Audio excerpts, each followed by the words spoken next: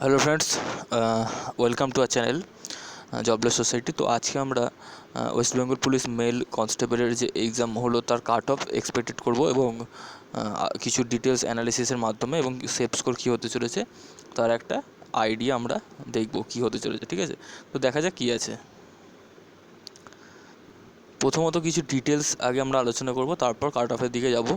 সেই ডিটেলস আলোচনা করতে গিয়ে আমি আগে বলে রাখি, আমি আর অফিসিয়াল নোটিশটা দেখাচ্ছি না। অফিসিয়াল নোটিশ থেকে আমি এখানে টুকেছি ভ্যাকেন্সিগুলো। তো ইউআর ক্যাটাগরির যে ভ্যাকেন্সিটা রয়েছে, আনরিজার্ভ ক্যাটাগরি যেটাকে বলা হয়, 2087। তোমরা আনরিজার্ভ মানে জানো, ধরে নাও এসসির ভ্যাকেন্সি 30টা রয়েছে, কথায় বলছি, একটা এক্সাম্পল দিই। এসসির ভ্যাকেন্সি 30 রয়েছে এবং 30টা ক্যান্ডিডেটই এসসির পূরণ হয়ে গেছে এবং আরও যে সমস্ত এসসির ক্যান্ডিডেটরা ছিল যারা ভালো মার্কস পেয়েছে তারা কিন্তু ইউআর ক্যাটাগরিতে জেনারেল হিসাবে ঢুকে ভ্যাকেন্সিটা পূরণ করার ক্ষমতা রাখে, ইউআর বলো বা ওবিসি বলো, যে কোনো। তো এর ফলে ইউআর মানে হচ্ছে আনরিজার্ভ, জেনারেল না, ঠিক আছে। তো ইউআর ক্যাটাগরিতে রয়েছে 2087টা ভ্যাকেন্সি। আচ্ছা, ইউআর ইসি যেটা রয়েছে, ইসি মানে হচ্ছে এক্সটেম্পটেড ক্যাটাগরি, মানে যাদের বাবা কিংবা মা কোনো গভর্নমেন্ট জব করতো, কোনো কারণবশত মানে সরকারি চাকরি করতে করতেই মারা গেছেন। সো সেই সমস্ত ক্যান্ডিডেট যারা আছে তাদেরকে এক্সটেম্পটেড ক্যাটাগরির মধ্যে ফেলা হয়, ঠিক আছে। আচ্ছা, তো ইউআর ইসি যে 1263টা ভ্যাকেন্সি রয়েছে, এটা আমাদের কোনো কাজে লাগবে না।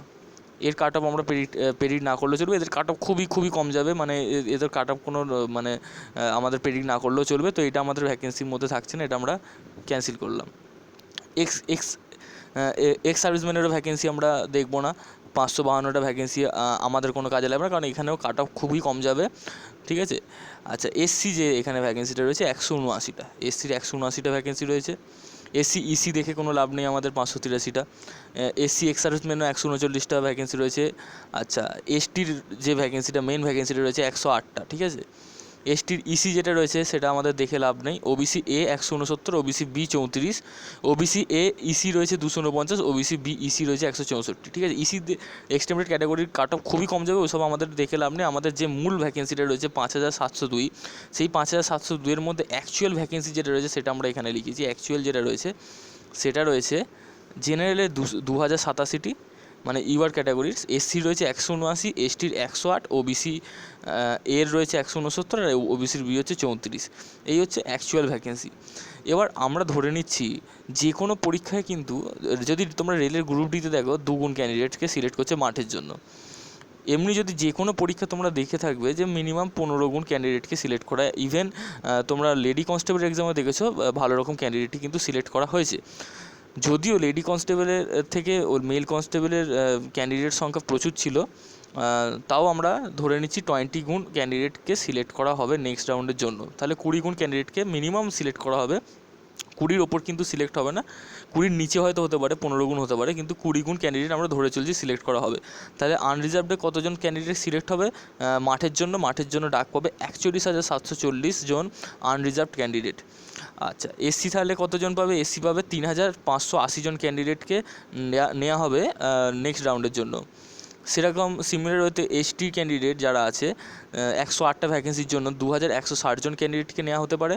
ওবিসি এর ক্ষেত্রে 3,380, ওবিসি বির ক্ষেত্রে 680, ঠিক আছে।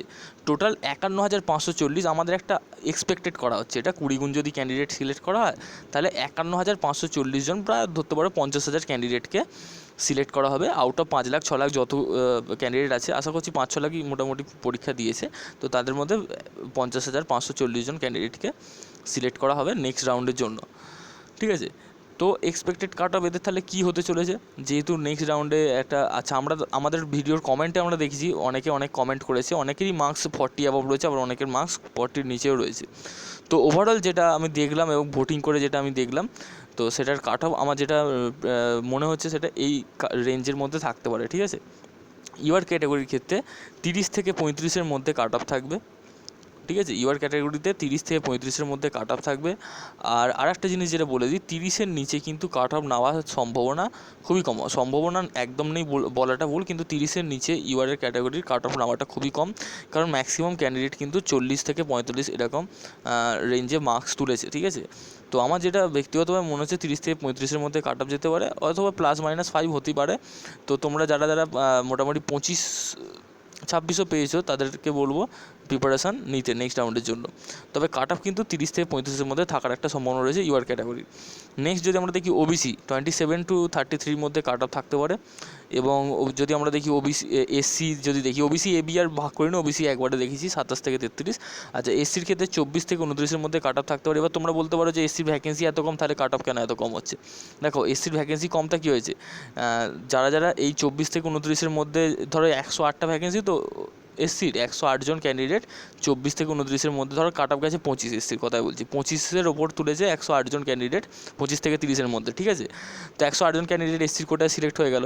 কিন্তু আরও যারা সমস্ত এসসি ক্যান্ডিডেটগুলো রয়েছে, কেউ এসসি ক্যান্ডিডেট 60-70ও পেয়েছে, এরকমও ক্যান্ডিডেট রয়েছে, তারা কিন্তু এসসি ক্যাটাগরিতে সিলেক্ট হবে না, তারা ইউআর ক্যাটাগরিতে ঢুকে যাবে। ব্যাপারটা বুঝতে পারছো? তাই জন্য এসসির কাট অফ ভ্যাকেন্সি কম হলেও কাট অফ কিন্তু কম থাকবে, এসসি ওবিসি এইগুলো, ঠিক আছে?